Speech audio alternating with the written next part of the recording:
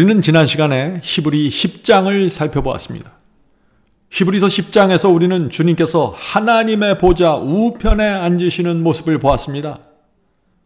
성도 여러분, 주님께서 하나님의 보좌 우편에 앉으시면 놀라운 일이 생긴다고 했죠? 히브리 10장에서 주님께서 어떤 역사를 이루셨습니까? 자, 그 말씀을 읽겠습니다. 히브리서 10장 12절부터 16절입니다. 오직 그리스도는 죄를 위하여 한 영원한 제사를 드리고, 자, 주님께서 영원한 제사를 드렸다. 어떤 장면입니까? 십자가죠. 십자가에서 어린 양으로 죽임을 당하는 그 제물로 바쳐지는 모습을 말하는 것입니다. 하나님의 우편에 앉으사 그 후에 자기 원수들로 자기 발등상이 되게 하실 때까지 기다리시나니. 성도 여러분, 지금 주님께서 무엇을 기다리십니까? 사탄 원수가 그리스도의 발등상에 머리를 박고 무릎을 꿇게 만드는 일을 기다리신다는 것입니다. 십자가에서 어린 양 그리스도로 돌아가신 다음에 그 피를 갖고 하늘 성소에 올라가셨는데 무엇을 기다리세요? 사탄이 그리스도 발등상에 머리를 꿇고 패배하는 그 장면을 지금 기다리신다는 것입니다. 그리스도께서 어떻게 사탄이 예수님 앞에 무릎 꿇게 만드실까요? 방법은 이것입니다. 저가 한 제물로 거룩하게 된 자들을 영원히 온전케 하셨느니라. 또한 성령이 우리에게 증거하시되 주께서 가라사대 그날 후로는 저희와 세울 새 언약이 이것이라 하시고 내 법을 저희 마음에 두고 저희 생각에 기록하리라 하신 후에, 성도 여러분, 새 언약을 통해서 그리스도께서 사탄을 패배시키고 굴복시키는 것입니다. 성령께서 우리 마음에, 우리의 생각에 하나님의 뜻을 기록하시면 그때 사탄이 무너지고 패배하는 것입니다. 다시 말해서 우리 마음이 하나님의 뜻을 이루고자 하는 간절한 소원과 욕망으로 채워지면은 그때 사탄이 주님께 나가 자신의 패배를 인정하게 된다는 것입니다. 이렇게 인정하는 것이죠. 주님께서 승리하셨습니다. 이 영혼의 마음과 생각에 하나님의 법이 기록되었습니다. 내가 이 세속으로 흔들고 죄와 유혹으로 흔들려고 했지만은 이 영혼은 감사와 기쁨으로 좁은 길을 갑니다. 이제 저는 제 패배를 인정할 수밖에 없습니다. 주님의 발등상에 머리를 박고 굴복하겠습니다. 이것이 사탄의 패배의 인정입니다.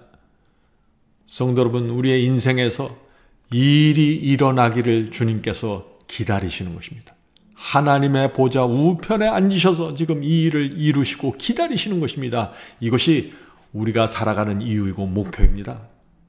이번에 히브리서를 공부하면서 부디 우리 마음에 또 생각에 새 언약이 이루어지길 제가 간절히 바랍니다. 하나님의 법이 우리 마음에 새겨지는 그 일 말이죠.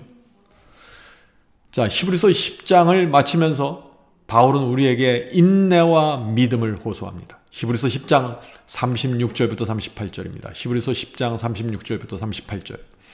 우리에게 인내가 필요하면 너희가 하나님의 뜻을 행한 후에 약속을 받기 위함이라. 성도 여러분, 하나님의 약속을 받기 원하십니까? 인내로 신앙해야 합니다. 인내가 필요합니다. 잠깐 후면 오실 이가 오시리니 지체하지 아니하시리라. 이것은 그리스도께서 재림하시는 장면이죠. 바울은 잠깐 후면 예수께서 오신다고 했습니다.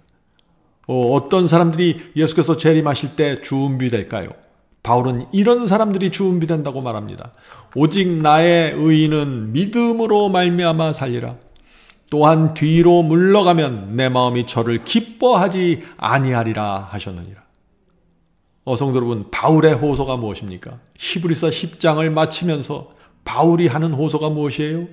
의인은 믿음으로 살아야 한다고 호소하는 것입니다. 인내를 가지고 믿음으로 살아야 된다는 것이죠. 새 언약에 들어간 사람은 믿음으로 산다는 것입니다. 자, 여기서 그럼 질문을 드립니다. 자, 믿음으로 산다는 것이 무엇입니까? 마음과 생각에 하나님의 법이 기록된 사람들이, 새 언약을 맺은 사람들이 실제로 사는 모습은 어떤 것입니까? 정말 믿음으로 사는 것이 가능합니까? 이런 질문들이 나올 수 있겠죠. 이 질문에 대한 대답이 바로 히브리서 11장입니다. 히브리서 11장은 여러분들 잘 아시죠? 믿음장입니다. 히브리서 11장은 믿음으로 사는 것이 어떤 것인지, 새 언약으로 들어간 사람들이 어떻게 살아가는지 실제적인 케이스들을 하나하나 놓고서 설명하는 것으로 유명한 말씀이죠. 자, 이제 우리 그렇다면 히브리서 11장을 한 절 한 절 살펴보도록 하겠습니다. 히브리 11장 1절입니다. 믿음은 바라는 것들의 실상이요. 여기서 실상은 substance입니다. 실체를 말하는 것이죠. 믿음은 바라는 것들의 실상이요 보지 못하는 것들의 증거니. 성도 여러분, 믿음은 substance입니다. substance란 말은 겉에서는 잘 보이지 않는데 밑에 분명히 존재한다는 것입니다. 그것이 substance입니다. 잠수함을 영어로 submarine이라고 하죠. submarine이 무엇입니까? 잠수함은 물 위에서는 보이지 않는데 물 아래 깊은 곳으로 내려가면은 거기에 거대한 잠수함이 분명히 존재한다는 것입니다. 성도 여러분, 이 믿음은 잠수함과 같은 것입니다. 겉으로 볼 때 잘 보이지 않습니다. 믿는 자와 믿지 않는 자가 크게 차이가 나지 않는 것 같습니다. 그런데 그 사람의 마음과 삶으로 들어가 보면은, 그 사람의 말과 행동을 들여다보면 분명히 실체가 있다는 것입니다. 그 사람이 하는 결정과 선택을 보면 그 사람이 무엇을 믿고 있는지 나타난다는 것입니다. substance입니다. 성도 여러분, 이 믿음에는 두 가지가 있습니다. 첫 번째 믿음은 하나님의 말씀과 약속을 믿는 것입니다. 믿음은 하나님의 입에서 나온 그 말씀이 반드시 이루어진다는 사실을 내가 믿는 것입니다. 그래서 내가 온 마음을 다해서 그 말씀을 붙잡고 따라가는 것입니다. 믿고 신뢰하니까 따라가는 것입니다. 믿음이란 내 생각과 내 추측을 믿는 것이 아닙니다. 믿음은 내 감을 믿는 것이 아닙니다. 내 촉을 믿는 것이 아니에요. 많은 사람들이 자기 생각과 자기 확신을 믿음으로 오해합니다. 그것은 믿음이 아닙니다. 믿음은 나를 믿는 것이 아니라 하나님의 말씀, 성경 말씀을 믿는 것입니다. 자, 두 번째 믿음은 어떤 상황에서도 하나님께서 나를 사랑하시고 나를 인도하시고 보호하신다는 사실을 신뢰하는 것입니다. 혹독한 시련 속에서도 하나님께서 나를 보살피고 인도하신다는 사실을 신뢰하는 것이 믿음입니다. 성도 여러분, 이 신뢰와 믿음이 있으면 어떻게 될까요? 우리 마음에 늘 평안이 있는 것입니다. 탕자는 죄가 많았습니다. 그런데 그 장자가 아버지의 사랑과 성품을 기억했습니다. 그래서 아버지께 돌아가면 반드시 용서받을 수 있다는 믿음을 갖고 있었습니다. 이것이 탕자가 구원받은 이유입니다. 성도 여러분, 두 가지 믿음을 갖고 있어야 됩니다. 두 가지 모두 있어야 되는 것입니다. 하나님의 말씀을 믿어야 하고 하나님의 사랑과 성품을 믿어야 하는 것입니다. 그런데 이 둘 중 하나만 있으면 어떻게 될까요? 그것은 반쪽 믿음입니다. 가짜입니다. 그런 믿음에서는 능력이 나오질 않습니다. 두 가지를 믿고 붙잡고 있어야만 사탄이 우리를 건드릴 수 없습니다. 그래서 이 두 가지 믿음을 갖고 있는 사람들이 믿음으로 구원받게 되는 것입니다. 자, 그렇다면 이 두 가지 믿음을 모두 갖고 있는 사람들이 어떤 모습으로 이 세상을 살아갈까요? 그것이 히브리서 11장 이야기입니다. 히브리서 11장에는 믿음을 가진 사람이 어떻게 사는지에 대한 예증들이 나오는 것입니다. 자, 첫 번째 예증이 무엇인가요? 첫 번째 예증, 아벨의 믿음입니다. 자, 히브리서 11장 4절입니다. 히브리서 11장 4절. 믿음으로 아벨은 가인보다 더 나은 제사를 하나님께 드림으로 의로운 자라는 증거를 얻었으니 하나님이 그 예물에 대하여 증거하심이라. 저가 죽었으나 그 믿음으로써 오히려 말하느니라. 아벨은 순교했습니다. 첫 번째 순교자였습니다. 하나님의 말씀을 믿었기 때문에 죽었습니다. 아벨은 죽었기 때문에 자신에게 믿음이 있다는 사실을 증거했던 것입니다. 성도 여러분, 하나님의 말씀을 믿으면 죽을 수도 있는 것입니다. 사람들은 하나님을 잘 믿으면 일이 잘 되고 풍요로울 것으로 착각하죠. 아닙니다. 아벨은 잘 믿었기 때문에 죽어버렸습니다. 만약 아벨이 가인의 압력과 핍박을 견디지 못해서 가인처럼 제사드리고 가인처럼 예배드렸다면 어떻게 되었을까요? 그는 죽지 않았을 것입니다. 핍박도 받지 않았을 것이에요. 그러나 아벨은 믿음을 저버리고 어둠 속으로 들어가실 것입니다. 이것이 히브리서의 이야기입니다. 자, 두 번째 예증 보겠습니다. 두 번째 예증은 누굽니까? 에녹의 믿음입니다.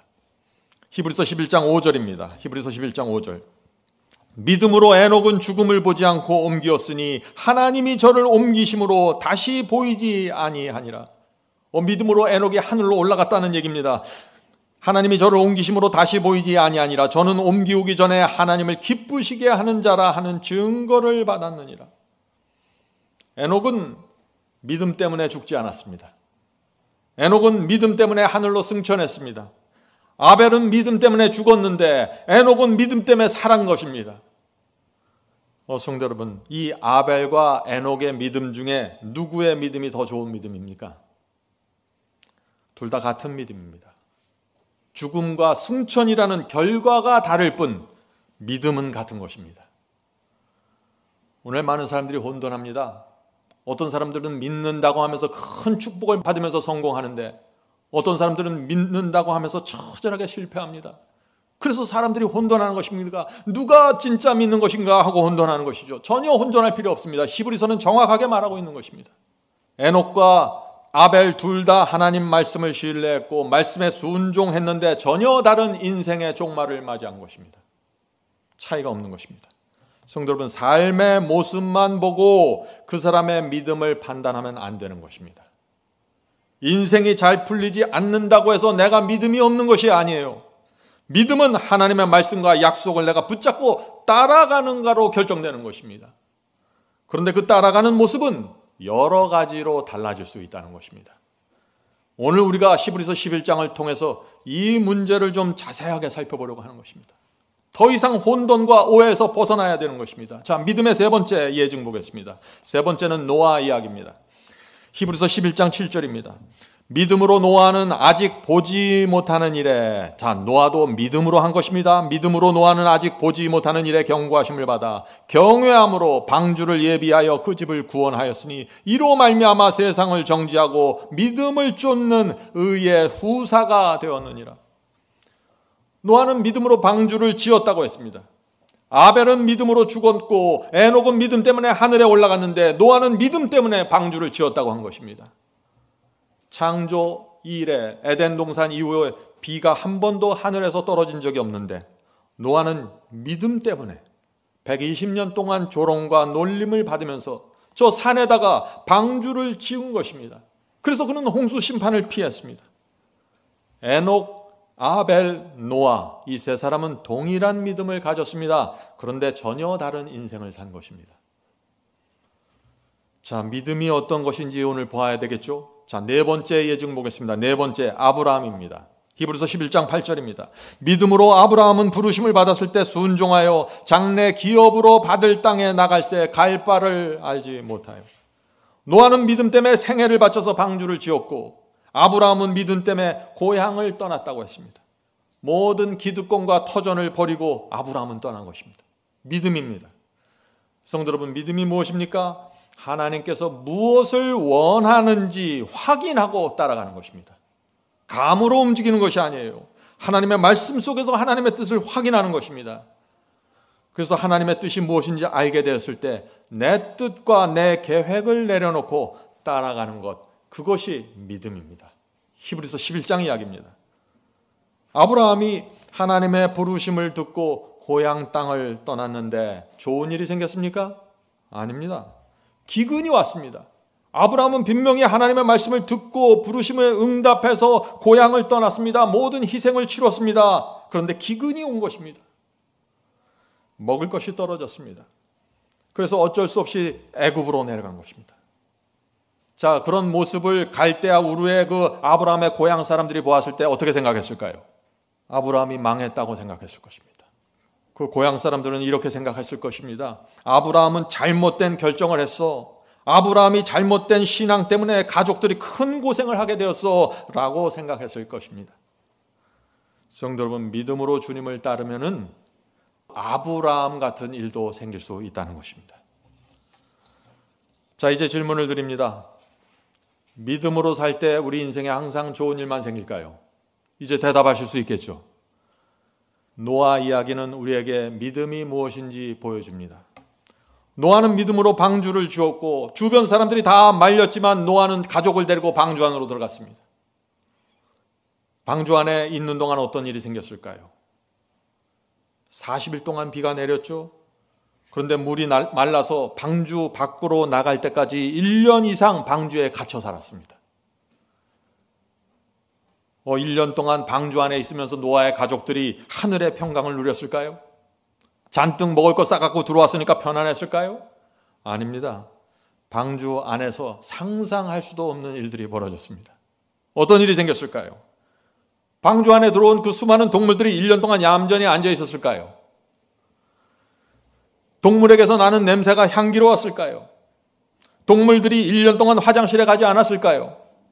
동물들이 울부짖는 소리가 들리지 않았을까요? 그것은 오늘날 아파트에 존재하는 층간소음 같은 정도가 아니겠죠? 1년 이상 이 노아와 가족들은 심각한 스트레스와 고통을 받았을 것입니다. 참 이상하죠? 노아는 하나님의 말씀을 믿었고 모든 것을 팔아서 방주를 지었는데 방주 안에 막상 들어가 보니까 그 안에 고통과 소음과 괴로움이 있었던 것입니다. 이것이 믿음입니다. 착각하시면 안 됩니다. 믿음을 행한 결과로 항상 아름다운 것만 오는 것이 아니죠. 방주 밖에서는 폭우가 내리고 천둥과 번개가 치면서 방주는 심하게 흔들렸을 것입니다. 그런데 방주 안에서 날마다 고통을 당한 것입니다. 자신이 구해준 그 수많은 동물들이 자기에게 와서 감사하지도 않았습니다. 말썽만 부렸습니다. 성도 여러분, 이것이 노아가 믿음으로 전진했을 때 만났던 상황이라는 것입니다. 우리도 그럴 수 있다는 것입니다. 그런데 문제는 노아는 믿음을 잃어버리지 않았다는 것입니다. 많은 분들이 그런 방주 속으로 들어가면 내가 잘못 결정한 것이 아닌가, 여기서 다른 방법을 찾아내야 되는 것이 아닌가 하고 또 고민에 빠지는 것입니다. 노아는 그렇게 하지 않았습니다. 자, 질문 드립니다. 노아가 지은 방주는 하나님께서 예비하신 피난처가 정말 맞습니까? 그렇습니다. 방주는 하나님께서 준비하신 곳이었습니다.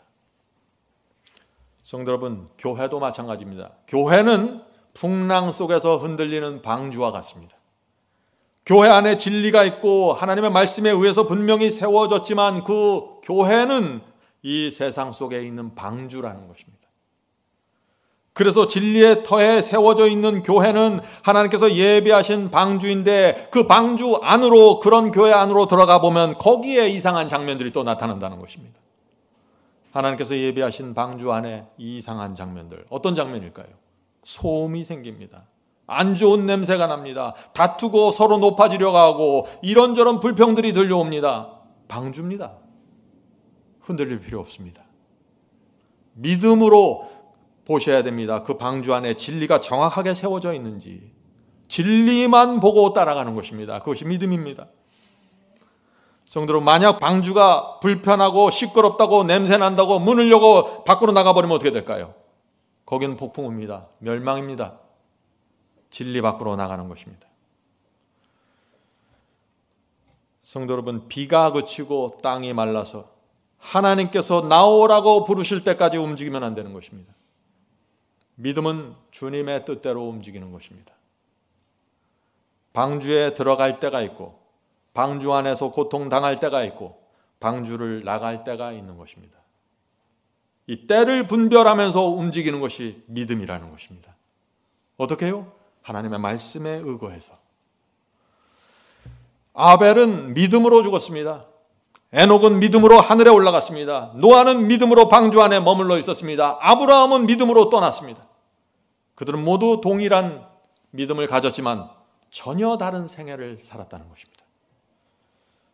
성도 여러분, 이 말씀이, 오늘 드리는 이 말씀이 우리에게 위로가 됩니까? 큰 위로를 받을 수 있는 것입니다. 많은 분들이 이런 고민을 합니다. 우리 교회 김지사는 평안하게 잘 사는 것 같은데 왜 나는 이렇게 고난이 많습니까? 나도 주님을 잘 믿는데 매달 먹고 사는 일로 너무나 힘들고 자식들이 안 풀리고 가정이 깨지고 부부관계가 무너지고 나는 왜 믿음으로 사는데 이런 일이 생길까요? 히브리서 11장에 가면 이 질문에 대한 대답이 있는 것입니다. 성도 여러분, 우리는 우리의 삶을 서로 비교해 볼 필요가 없는 것입니다. 의미가 없습니다.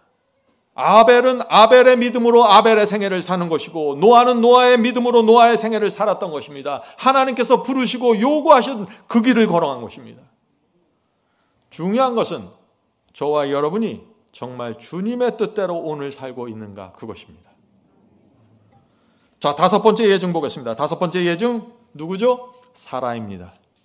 히브리서 11장 11절, 히브리서 11장 11절. 믿음으로 사라 자신도 나이 늙어 단산하였으나 잉태하는 힘을 얻었으니 이는 약속하신 이를 미쁘신 줄 압니다. 자, 믿음으로 사라는 90세 때 이삭을 낳았습니다.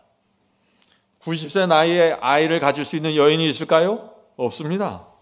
아이를 주시겠다고 하신 하나님의 약속이 이루어진 것입니다.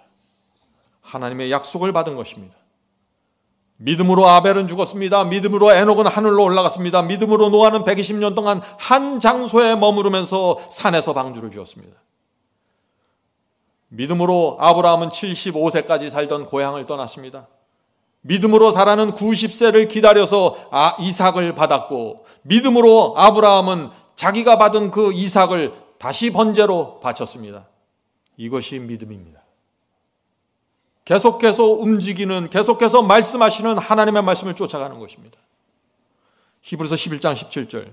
아브라함은 시험을 받았을 때 믿음으로 이삭을 드렸으니 저는 약속을 받은 자로 돼 그 독생자를 드렸느니라. 성도 여러분, 믿음이 무엇인지 보이십니까? 아브라함의 믿음은 극심한 시험을 받았을 것입니다. 25년 동안 기다렸다 받은 그 자식인데, 그 자식을 제단을 쌓아놓고 번제로 드리라는 것입니다. 아브라함은 순종했습니다. 성도 여러분, 믿음은 하나님의 뜻대로 움직이는 것입니다. 하나님의 뜻대로 계획하고 하나님의 뜻대로 결정하는 것입니다. 믿음은 하나님의 뜻대로 내 자녀를 주님께 드리는 것입니다. 그런데 그 믿음의 과정에는 슬픔이 있을 수 있고 고통이 있을 수 있고 죽음이 있을 수 있다는 것입니다. 그래서 많은 사람들이 그 믿음의 과정 속에서 포기하고 떨어져 나가는 것입니다. 성도 여러분, 주님께서 우리에게 나를 따라오라고 하십니다. 그래서 수많은 사람들이 주님을 따라가기 시작합니다. 그런데 사탄의 공격이 들어오는 것입니다. 시험이 들어오고 유혹이 들어오는 것입니다. 그래서 많은 사람들이 따라가지 않으려고 하는 것입니다. 이제 그 이유가 무엇이죠? 믿음에 대한 혼돈과 오해 때문에 그런 것입니다. 내가 믿음을 발휘하면은, 내가 하나님의 말씀을 순종하면 좋은 일이 있어야 되는데 왜 이런 일이 생깁니까? 내가 잘못한 거 아닙니까? 나는 좋은 복을 약속해 주는 그런 교회를 따라가겠습니다. 이렇게 생각하는 것이에요. 질문을 드립니다. 어떻게 하면 우리가 믿음으로 살 수 있을까요? 어떻게 하면 우리가 주님을 끝까지 따를 수 있을까요? 주님의 말씀이 움직일 때 내가 어떻게 하면 그 말씀이 움직이는 거에 따라서 따라갈 수 있을까요? 하나님의 말씀과 약속을 신뢰하셔야 됩니다. 하나님의 입에서 나온 것이라면 무엇이든지 내가 신뢰합니다 하는 마음이 있어야 됩니다. 그리고 어떤 상황에서도 하나님의 사랑을 의심하면 안 됩니다. 하나님의 사랑과 인도하심을 신뢰하고 따라가야 합니다. 그런 사람들은 주님을 끝까지 따라가게 될 것입니다. 믿음이 무엇입니까? 믿음은 성령께서 내 양심 속에 말씀하실 때 그것을 믿고 붙잡는 것입니다. 아벨도 에녹도 노아도 아브라함도 믿음으로 성령의 음성을 붙잡았습니다. 그래서 죽었고, 그래서 살았고, 그래서 하늘나라에 갔고, 그래서 모든 것을 바쳐서 방주를 지은 것입니다. 성도 여러분, 여러분의 양심 속에서 들려오는 성령의 음성을 신뢰하셔야 됩니다. 여러분이 하나님의 말씀과 진리를 정확하게 이해했다면 성령의 음성도 정확하게 들려오기 시작할 것입니다. 오늘 많은 분들이 주님을 믿으면 심판받지 않을 것이라고 생각합니다. 자, 그 말씀이 요한복음 5장 24절에 나오죠. 요한복음 5장 24절입니다. 내가 진실로 너에게 이르노니 내 말을 듣고 또 나를 보내신 이를 믿는 자는 영생을 얻었고 심판에 이르지 아니하나니 사망에서 생명으로 옮겼느니라. 자, 여기서 예수께서 어떤 사람이 심판에 이르지 않는다고 했습니까? 내 말을 듣고 또 나를 보내신 이를 믿는 자는 영생을 얻고 심판에 이르지 않는다고 하셨습니다. 히브리서 11장에 나오는 그 믿음이 무엇인지 이해한 사람들에게는 이 요한복음 5장에 나오는 이 말씀이 전혀 문제가 될 것이 없습니다. 믿는 자는 아벨과 노아와 아브라함처럼 주의 말씀을 붙잡고 순종하게 됩니다. 따라가게 됩니다. 그래서 정죄받지 않게 되는 것입니다. 그래서 심판을 피하게 되는 것입니다. 그래서 킹제임스 성경에는 똑같은 말씀 요한복음 5장 24절이 이렇게 기록되어 있는 것입니다. 요한복음 5장 24절 킹제임스 성경에 이렇게 되어 있습니다. 내가 너에게 말하노니 내 말을 듣고 또 나를 보내신 분을 믿는 자는 영생을 얻고 정죄에 이르지 아니할 것이며. 개역성경에서는 심판을 받지 않는다고 그랬는데 킹제임스 성경은 정죄에 이르지 않는다고 말하는 것입니다. 왜 그럴까요? 하나님의 말씀, 주의 말씀을 믿고 따라가기 때문이죠. 그래서 로마서 8장에도 이런 말씀이 있는 것입니다. 로마서 8장 1절 킹제임스 성경입니다. 로마서 8장 1절 그러므로 이제 그리스도 예수 안에 있는 자들에게는 그리스도 예수 안에 있는 자들이 어떤 자들입니까? 주님을 믿고 따라가는 자들이죠. 주님을 믿는 자들에게는 결코 정죄함이 없나니. 믿기만 하면 무조건 정죄 안 받나요? 아니죠. 그 뒤에 이유가 나오죠. 왜냐하면 육신을 따라 행하지 않고 성령을 따라 행하느니라. 정죄받지 않는 이유가 무엇입니까? 육체의 소원을 따라 움직이는 것이 아니라 성령의 음성을 듣고 굴복하고 따라간다는 것입니다. 성도 여러분, 믿음이 무엇입니까? 믿음이란 말씀에 대한 확신입니다. 내 생각과 내 느낌과 내 촉을 확신하는 것이 아니라 성경을 살펴서 주님의 뜻이 무엇인지 확인하고 그리고 그 말씀을 확신하는 것입니다. 그것이 믿음입니다. 그래서 믿음은 절대 성경 밖으로 나갈 수 없는 것입니다. 주님의 뜻이 무엇인지 확인하고 확신한 사람에게는 성령의 역사가 분명하게 이루어지기 시작합니다. 성령의 음성을 듣게 됩니다. 양심에서 말씀하시는 성령의 음성이 분명하게 됩니다. 머물러 있어야 하는지 떠나야 하는지 죽어야 하는지 살아야 하는지 방주를 지어야 하는지 방주 안으로 들어가야 되는지 모든 것이 분명해지는 것입니다. 아기를 낳아야 하는지 낳은 아이를 번제로 바쳐야 하는지 확신하게 되는 것입니다. 이것이 믿음입니다. 믿음으로 사는 생애는 그래서 분명하고 놀라운 것입니다. 여섯 번째 예증 보겠습니다. 여섯째 예증은 요셉입니다. 히브리서 11장 22절 믿음으로 요셉은, 자, 요셉도 믿음으로 움직입니다. 믿음으로 요셉은 임종시에 이스라엘 자손들의 떠날 것을 말하고 또 자기 해고를 위하여 명하였으며. 여러분들 이 말씀을 잘 아시죠? 요셉의 믿음의 과정도 참 험난했습니다. 형들에게 미움을 받았고 구덩이에 빠졌고 또 노예 상인들에게 팔려서 갔습니다. 뜨거운 사막을 걸어서 애굽에 갔습니다. 거기서도 억울하게 여러 해 동안 감옥에서 고생하다가 총리까지 되었습니다. 요셉은 돈과 명예를 거머쥐었습니다. 성공했습니다. 그런데 거기까지 가는 과정은 험난했던 것입니다. 많은 사람들이 요셉이 총리에 앉은 그 자리만 보고 나도 저런 복을 받아야 될 텐데 생각하죠. 그 과정을 무시하는 것입니다. 요셉은 믿음으로 살았지만 그의 인생은 잘 풀리지 않았습니다. 꼬이고 꼬였습니다. 그런데 요셉은 믿음으로 끝까지 주의 말씀을 붙잡았습니다. 성도 여러분, 인생이 풀리지 않으십니까? 가정과 사업이 꼬이고 꼬이십니까? 믿음은 그런 상황에서 하나님의 말씀을 신뢰하는 것입니다. 말씀을 붙잡고 전진하는 것입니다. 그것이 히브리서 11장 이야기입니다. 성도 여러분, 잘 생각해 보세요. 신앙은 내 인생이 얼마나 잘 풀리고 성공하는가로 결정되는 것이 아닙니다. 그런 생각에서 완전히 빠져나오셔야 돼요. 그것이 히브리서 11장 이야기입니다. 신앙은 내가 주의 말씀을 신뢰하는가, 내가 주의 말씀을 붙잡고 걸어가고 있는가로 결정되는 것입니다. 거기서 우리 인생의 성공과 실패가 결정되는 것입니다. 요셉은 애굽에서 엄청난 부와 권력을 쌓았습니다. 모든 사람이 요셉을 부러워했습니다. 그런데 그는 그런 것들의 마음을 빼앗기지 않았습니다. 그는 죽는 순간까지도 하나님께서 약속하신 가나안을 바라봤습니다. 그래서 자손들에게 유언했죠. 너희들은 애굽을 떠나야 한다. 내가 죽거든 내 해골을 가나안 땅에 묻어야 한다. 너희들은 많은 것들을 이 애굽에 남겨두고 떠나야 돼. 이렇게 유언했던 것입니다. 이것이 부자 요셉의 믿음이었습니다. 성도 여러분, 믿음이 무엇인지 보이십니까? 내가 이 땅에서 얼마나 많은 재물과 명예를 쌓았는가는 아무것도 아닙니다. 그런 것들은 해가 뜨면 사라지는 안개입니다. 신기루입니다. 중요한 것은 믿음입니다. 중요한 것은 내 마음과 생애가 지금 하늘 가나안을 향해 가고 있는가입니다. 내 해골이라도 주께서 약속하신 곳에 묻히고 싶다는 그 간절함이 있어야 됩니다. 그것이 믿음입니다. 자, 7번째 예증 보겠습니다. 7번째 예증, 모세입니다. 히브리서 11장 24절 26절입니다. 히브리서 11장 24절 26절. 믿음으로 모세는 장성하여 바로의 공주의 아들이라 칭함을 거절하고 도리어 하나님의 백성과 함께 고난받기를 잠시 죄악의 낙을 누리는 것보다 더 좋아하고 그리스도를 위하여 받는 능욕을 애굽의 모든 보화보다 더 큰 재물로 여겼으니 이는 상주심을 바라봄이라. 성도 여러분, 이것이 믿음입니다. 요셉은 애굽을 떠날 때 큰 부자로 떠났습니다. 그런데 모세는 왕의 자리를 버리고 애굽을 떠날 때 아주 가난했습니다.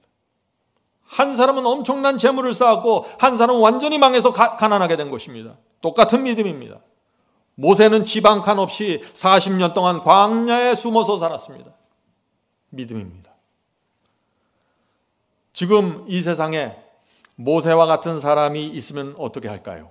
온 세상이 모세와 같은 사람을 어떻게 바라볼까요? 저 사람은 히브리서 11장의 모세와 같은 사람이라고 생각할까요? 아닙니다. 사람들은 그를 비웃고 한심하게 볼 것입니다. 실패자로 볼 것입니다. 그러나 오직 성경만이 히브리서 11장은 모세의 믿음을 칭찬하고 있는 것입니다. 믿음으로 모세는 고난받기를 잠시 죄악의 낙을 누리는 것보다 더 좋아하고 그리스도를 위하여 받은 능력을 애굽의 모든 보화보다 더 큰 재물로 여겼으니 이는 상주심을 바라봄이라. 이것이 믿음입니다. 성도 여러분, 이제 믿음에 대한 모든 오해와 환상에서 벗어나시길 바랍니다. 모세와 같은 믿음이 있어도 가난할 수 있습니다. 자녀들이 잘 풀리지 않을 수 있고 가정이 깨질 수 있습니다. 위대한 믿음을 가지고 있어도 그럴 수 있다는 것입니다. 우리의 인생의 겉모습은 믿음과 상관이 없는 것입니다. 성도 여러분, 거의 모든 사람들은 처음 신앙을 할 때 어둠에서 믿음을 시작합니다. 잘못된 복음에서 믿음을 시작합니다. 어떤 사람은 기복신앙으로 믿음이 시작됩니다. 어떤 사람은 예정론에서 믿음을 시작합니다. 어떤 사람은 한 번 구원, 영원한 구원에서 또 믿음을 시작합니다. 시작은 빗나갈 수 있습니다. 그러나 믿음을 가진 사람은 점점 더 밝은 빛으로, 분명한 빛으로 나가게 되는 것입니다. 그런 성도는 반드시 히브리서 11장의 믿음에서 만나는 것입니다.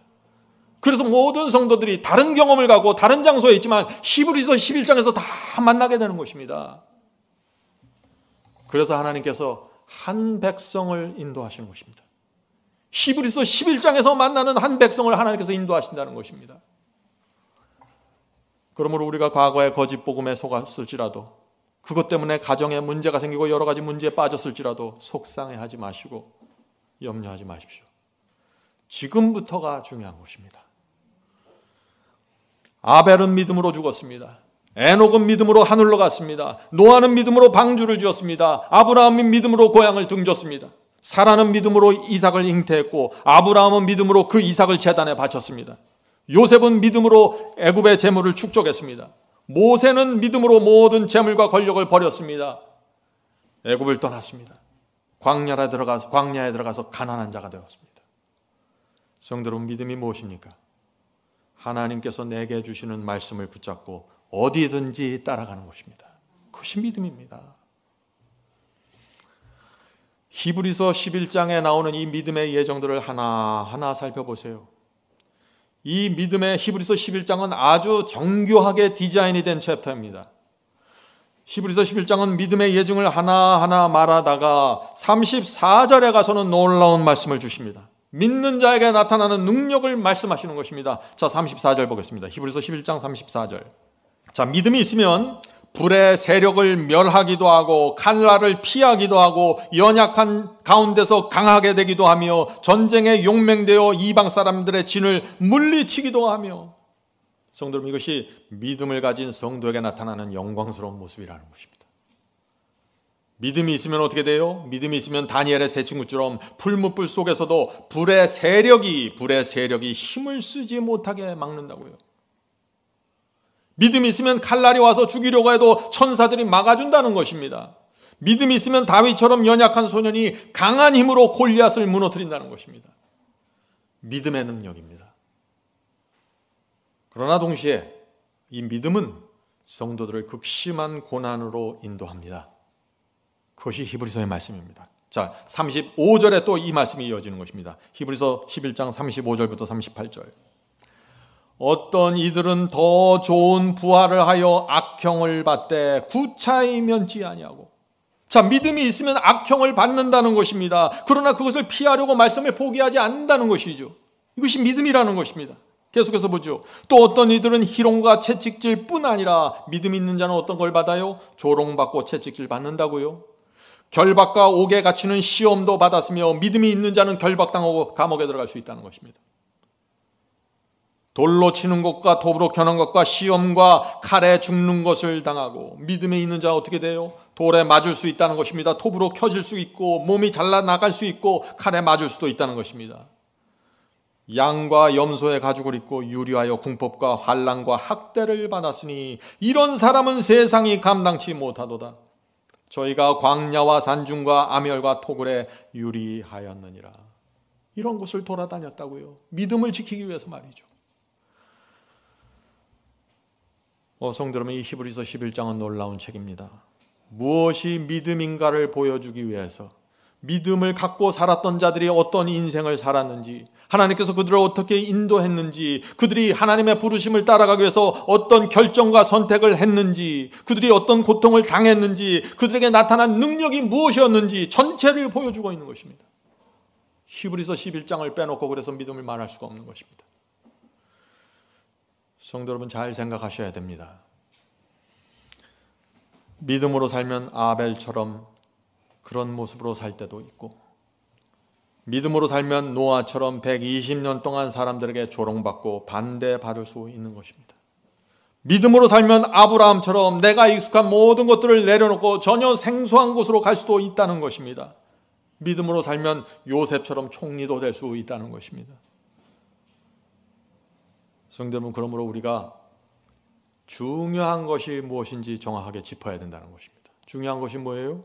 성공과 실패가 아닙니다. 내 인생의 성공과 실패가 아니에요. 내가 어떤 모습을 하고 내가 어떤 대접을 받는가가 중요한 것이 아니라는 것이죠. 하나님께서 인도하시는 길을 가면은 성공도 있고 가난과 고통도 있고 죽음도 나타날 수 있다는 것입니다.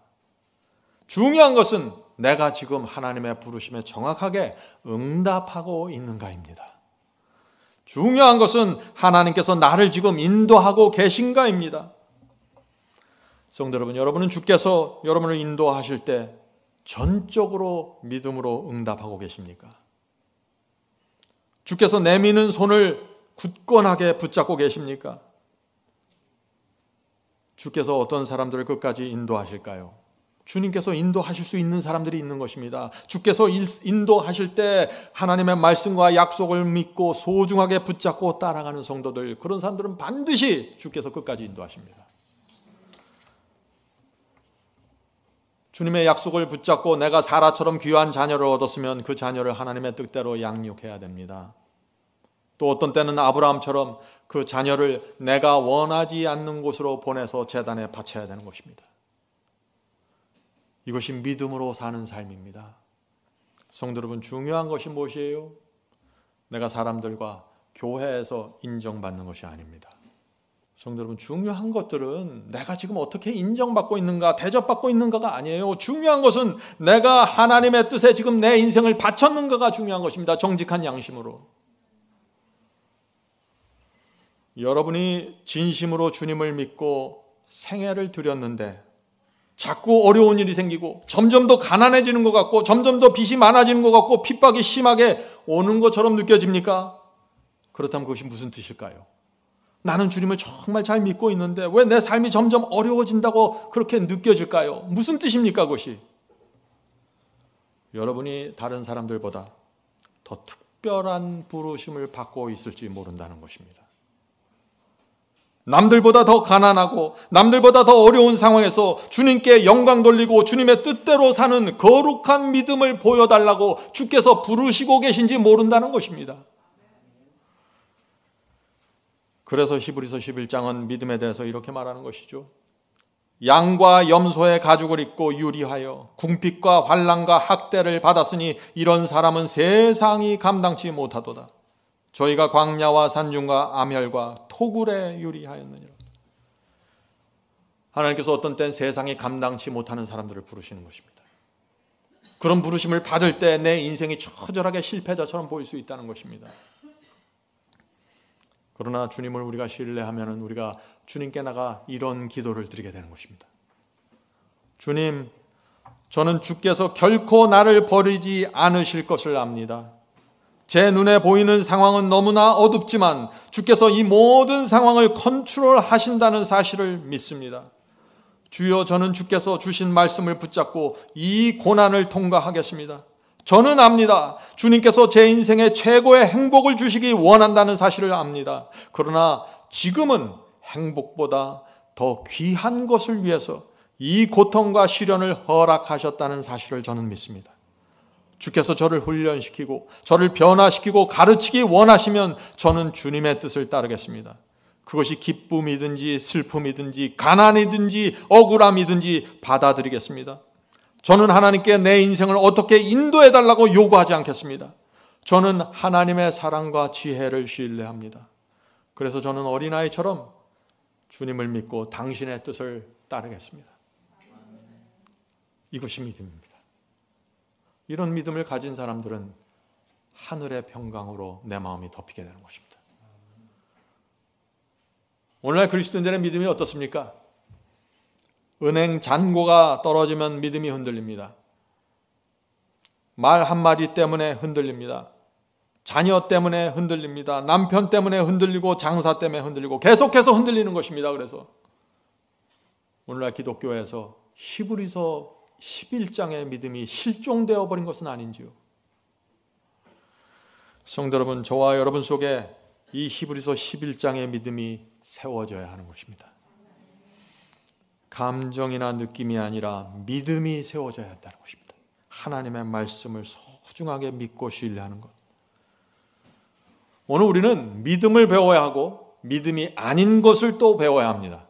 믿음이 아닌 세 가지가 있습니다. 이 세 가지는 믿음이 아니에요. 믿음처럼 보이는데 믿음이 아닙니다. 첫째, 믿음은 내가 원하는 것을 하나님께 요구하는 것이 아닙니다. 주님을 믿는다고 하면서 내가 원하는 것을 채워가는 것은 믿음이 아닙니다. 믿음은 내 중심이 아니라 하나님의 중심입니다.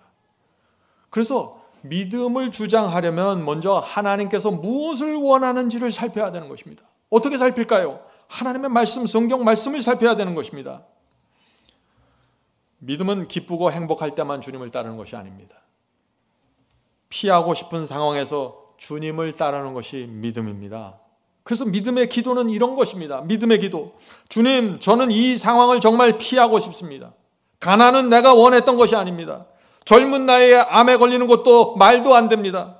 나는 이 상황을 피하고 싶습니다. 그러나 내가 이 상황을 통과해야 한다면 저는 주님을 믿겠습니다.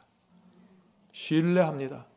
저를 붙잡아 주시고 주님의 뜻이 저에게 완전하게 이루어지도록 도와주시옵소서. 우리가 이런 기도를 드릴 수 있다면 하나님께서 우리의 믿음을 받아주시고 하나님의 원하는 대로 자유롭게 우리를 인도하실 것입니다. 성도 여러분, 이 세상은요, 사탄이 날뛰는 세상입니다. 사탄이. 그래서 어떤 때는 술 취한 운전자가 운전하다가 내가 사고를 당해버리는 것이에요. 하나님의 인도하심과 보호가 없어서가 아니에요. 어떤 때는 안전벨트를 매지 않아서 내 어린 아들이 자동차 밖으로 뛰쳐나가는 일도 생겨요. 사고예요. 어떤 때는 잘 키운 딸이 이상한 종교에 빠져서 부모를 버리고 떠나갑니다. 이런 상황에서 믿음이 어떤 모습으로 나타나야 할까요? 주님을 신뢰해야 합니다. 하나님께서 이 모든 상황을 지켜보시고 주관하고 계신다는 사실을 믿어야 합니다. 세 분 하나님께서 당신의 최선을 다하여 지금도 역사하고 계신다는 사실을 신뢰하고 붙잡으셔야 되는 것입니다. 성도 여러분, 믿음이 무엇입니까? 믿음은 하나님의 사랑을 믿는 것입니다. 어떤 상황에서도 흔들리지 않는 그 사랑을 내가 붙잡는 것입니다. 주님의 성품을 잘 깊이 바라보면은 믿음이 생기는 것입니다. 내가 이런 하나님이라면 내 인생 전체를 드릴 수 있겠구나. 하나님께서 알아서 나를 인도하시겠구나. 내가 잔머리 굴리지 않고 내가 잔잔하게 이것저것 신경 쓰지 않아도 하나님께서 알아서 나를 인도해 주시겠구나. 십자가의 사랑과 희생을 보면 그렇게 되는 것입니다. 한 번은 젊은 부부가 성경 말씀을 읽다가 이런 감동을 받았습니다. 여보, 우리 부부에게 너무나 빚이 많습니다. 채무가 너무 많습니다. 하는 것을 깨달은 것입니다. 자, 어떻게 하면 우리가 이 1억 원의 큰 빚을 갚을 수 있을까라고 고민하기 시작했겠죠. 그들은 아끼고 절약하기로 했습니다. 그래서 물건을 살 때마다 이것을 사는 것이 주님의 뜻인가요? 하고 기도하기로 했습니다. 자, 그렇게 하니까 어떻게 되었을까요? 빚이 점점점 줄어들었겠죠. 그런데 어느 날 백화점을 갔는데 아내가 늘 사고 싶어 하던 그 가죽 털코트 그게 걸려 있는 거예요. 근데 다 자세히 보니까 뭐예요? 그게 50% 세일이에요. 무슨 생각이 들었을까요? 너무나 기뻤을 것입니다. 아니, 지금은 겨울인데 세일 시즌이 아닌데 기적이 생긴 것입니다. 이것은 하나님의 뜻이 분명하다고 생각했을 것이죠. 그런데 점원에게 저 코트에 대해서 물어보니까 어떻게 해요? 그 점원이 삼성 크레딧 카드 사용하면 10% 더 디스카운트래요. 그러니까 어떻게 했을까요? 두 사람이 와, 이것은 하나님의 섭리가 틀림없구나. 하나님께서 주신 절의 기로를 놓치면 안 되겠지. 주님의 뜻을 놓치면 큰일 나지. 그래서 그들은 그날 300만 원을 긁었습니다. 성도 여러분, 믿음을 어떻게 잃어버리는지 보이십니까? 믿음을 잃어버리는 과정이에요. 어떻게 주님의 뜻을 떠나게 되는지, 내 상황과 내 느낌에 휘말려서 말씀을 놓쳐버리면 믿음을 버리게 되는 것입니다. 오해하지 마세요. 제가 코트 사지 말라는 얘기 아닙니다. 무슨 말인지 아시겠죠? 예. 믿음이 아닌 두 번째를 보겠습니다. 믿음이 아닌 두 번째. 믿음은 눈에 보이는 것을 믿는 것이 아닙니다. 히브리서 11장 1절의 유명한 말씀 아시죠? 믿음은 바라는 것들의 실상이요 보지 못하는 것들의 증거니. 보지 못하는 것을 보는 것입니다. 보이지 않는 것을 보는 것처럼 믿는 것이 믿음입니다. 주님을 믿고 신뢰하기 때문에 내 눈에 보이지 않아도 내가 바라보고 기대하고 가는 것입니다. 믿음입니다. 성도 여러분, 믿음은 결과가 보이기 전에 믿는 것입니다. 그렇죠? 홍해가 갈라지기 전에 믿어야 믿음입니다. 홍해가 갈라졌는데 뭘 믿겠어요? 그건 실체가 드러났는데 벌써. 자, 그렇다면 언제 우리가 믿음이 필요합니까? 병이 낫기 전에 믿음이 필요합니까? 병이 나은 후에 믿음이 필요합니까? 돈이 없어서 힘들 때 믿음이 필요한가요? 돈이 충분히 있어서 근심 걱정이 없을 때 믿음이 필요한가요? 사람들이 나를 칭찬하고 지지해 줄 때 믿음이 필요합니까? 아니면 사람들이 내 마음과 의도를 몰라주고 오해할 때 믿음이 필요합니까? 기쁨과 행복이 충만할 때 믿음이 필요합니까? 아니면 마음이 처지고 감정이 침울할 때 믿음이 필요합니까? 성도 여러분, 언제 내가 믿음을 발휘해야 되는지 잘 보아야 하는 것입니다. 고린도후서 5장 7절입니다. 고린도후서 5장 7절. 이는 우리가 믿음으로 행하고 보는 것으로 하지 아니함이로다. 분명하죠? 믿음은 우리가 어둠 속에 있을 때, 고통 속에 있어서 보지 못할 때 주님을 믿는 것입니다. 여전히 주님을 신뢰하는 것입니다. 내가 이런 상황이고 주님께서 나를 몰라주는 것처럼 느낄지라도 내가 여전히 주님의 성품을 신뢰하는 것입니다. 내 아버지는 나의 모든 것을 아시고 인도하신다고 믿는 것입니다. 그것이 믿음입니다. 주께서 나를 얼마나 사랑하시고 나를 어떻게 해서든지 하늘로 데려가기 위해서 지금도 최선을 다하신다고 믿는 것, 그것이 믿음입니다. 내 평생 가는 길이란 찬송 가사 아시죠? 거기에 이런 가사가 있습니다. 저 마귀는 우리를 삼키려고 입 벌리고 달려와도 주 예수는 우리의 대장 되시니 끝내 싸워서 이기겠네. 이것이 믿음입니다. 마귀가 입 벌리고 달려들어도 주님을 여전히 대장으로 모시고 눈에 보이지 않는 대장으로 모시고 전진하는 것이 믿음이라는 것입니다. 성도 여러분, 믿음은 환난 속에서 주님을 바라보고 기도하는 것입니다. 여전히 내 주변에서 고난이 진행되고 있지만 주님을 신뢰하는 것입니다. 믿음입니다. 사람들이 나를 배신하는 환난이 와도, 돈벌이가 무너지는 시련이 와도, 근심과 걱정이 산처럼 밀려와도 이 모든 일을 주께서 지금 주관하고 계시고 보고 계신다는 그것을 믿고 신뢰하는 것, 그것이 믿음입니다. 그래서 흔들리지 않는 것입니다. 아무런 증거가 보이지 않을 때가 있습니다. 살다 보면 그런 때가 많이 있습니다. 주님께서 고난 속에 지금 내가 이렇게 처절하게 고통당하고 있는데 나를 위해서 주님께서 아무것도 하지 않는 것처럼 느낄 때가 있는 것입니다. 그때도 주님을 신뢰하는 것이 믿음이라는 것입니다. 왜요? 하나님은 그런 분이시기 때문에. 고통당하는 나보다 더 마음 아프게 지켜보고 있는 것입니다. 수술실에 들어가는 아들보다 수술실 밖에 있는 어머니의 마음이 더 안달하고 초조한 것입니다. 엘리야를 도왔던 까마귀가 날아오지 않을 때 여전히 주님을 신뢰하는 것, 그것이 믿음입니다. 믿음은 내 주변 상황이 어떻게 흘러가고 있는지 이해하는 것이 아닙니다. 상황이 머리로 이해되지 않을지라도 가슴이 주님을 신뢰하는 것, 그것이 믿음입니다. 내 남편이 왜 죽었는지, 내 아들이 왜 사고가 났는지 이해되지가 않습니다. 그래도 주님을 신뢰하는 것, 그것이 믿음입니다. 성도 여러분, 우리가 정말 주님을 믿을 수 있을까요? 그분의 성품과 십자가를 들여다보면 믿게 되는 것입니다. 바울은 놀라운 말씀을 했습니다. 빌립보서 4장 7절입니다. 빌립보서 4장 7절. 그리하면 모든 지각에 뛰어난 하나님의 평강이 그리스도 예수 안에서 너희 마음과 생각을 지키리라. 주님을 신뢰하면 하나님께서 주시는 평강이 우리 마음에 밀려 들어온다는 것입니다. 하늘의 평강이 우리 속에 임하면 어떻게 된다고요? 우리 생각과 우리의 마음이 주님 안에서 지켜진다고요. 믿음은 인생의 굴곡에 따라 요동치는 것이 아닙니다.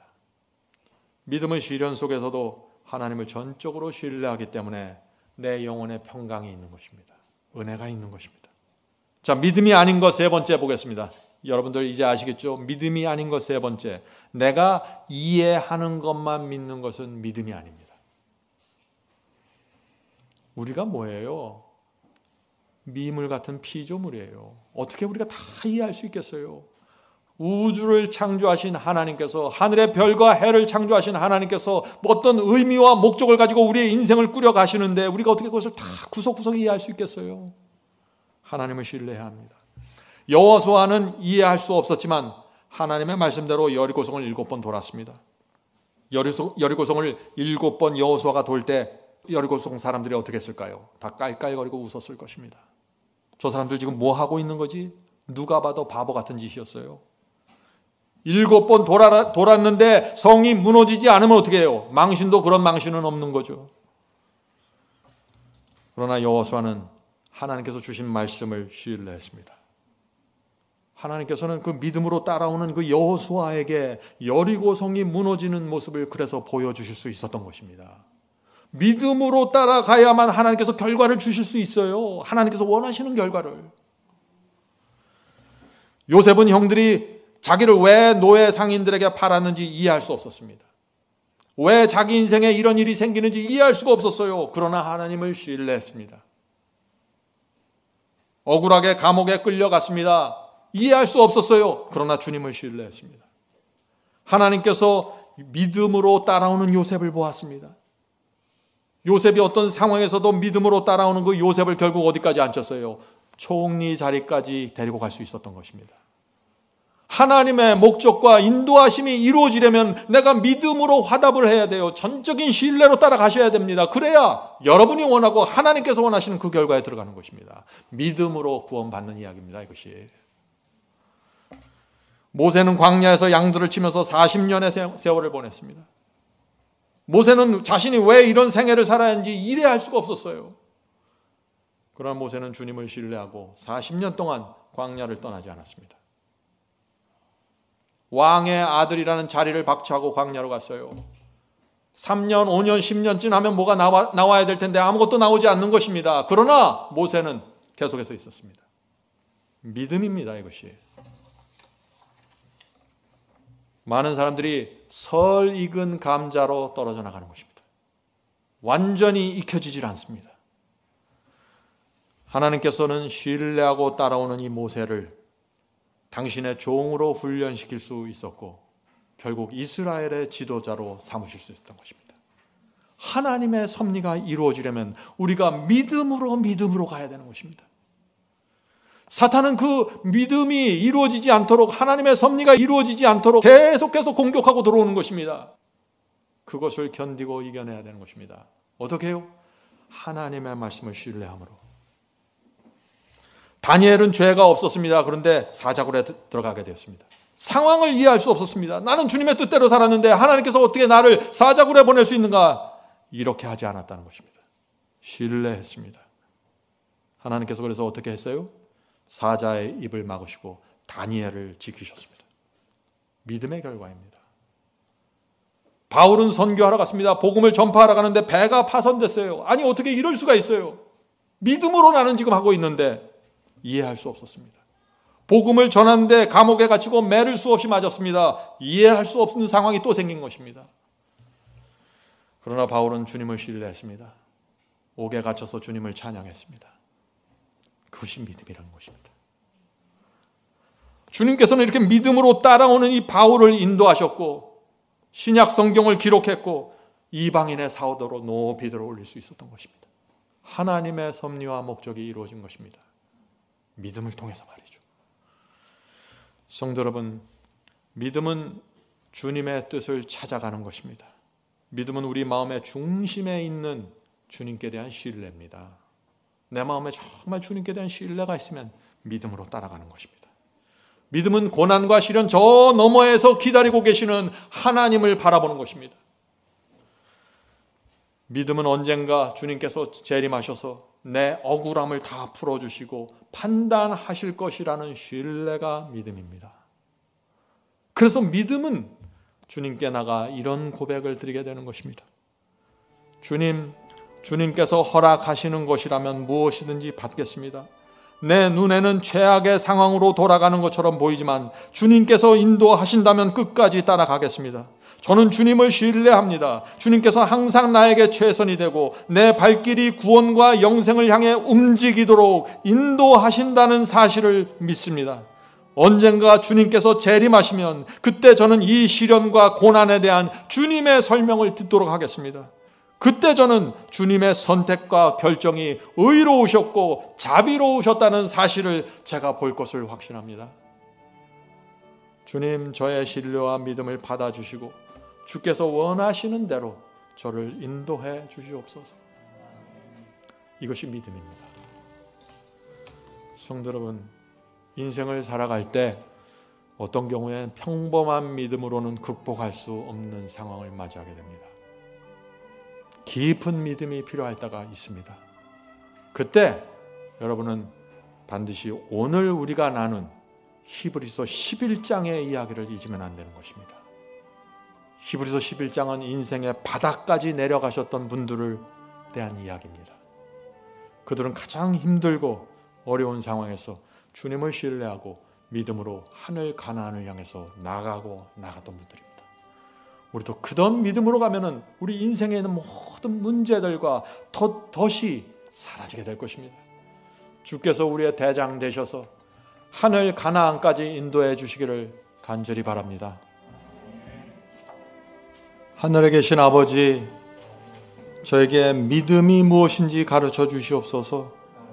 저희가 주님을 신뢰할 수 있도록 역사해 주시옵소서. 오늘 성령께서 각 영혼들의 마음에 역사해 주셔서 주님을 신뢰하는 마음을 주시옵소서. 하나님의 말씀이라면, 주님의 입에서 나온 말씀이라면 소중하게 받는 마음을 허락해 주시옵소서. 이 우주를 창조하신 하나님께서 저희에게 오셔서 말씀으로 인도하신다는 사실을 잊지 않도록 도와주시옵소서. 어떤 상황에서도 주님의 손을 붙잡고 따라갈 수 있게 도와주시고, 저희의 마음이 흔들릴 때 성령을 보내주셔서 믿음을 허락해 주시옵소서. 믿음으로 구원받고 믿음으로 산다는 것이 무엇인지 저희가 이제는 붙잡을 수 있도록 도와주시옵소서. 오늘 주 앞에 나와 기도드리는 영혼들에게 특별히 함께 해 주셔서 수십 년 동안 믿었지만 믿음을 잘 모르는 영혼들이 있습니다. 이제 히브리서 11장이 말하는 그 믿음으로 돌아갈 수 있도록 도와주시옵소서. 예수님의 이름으로 간절하게 기도드립니다. 아멘.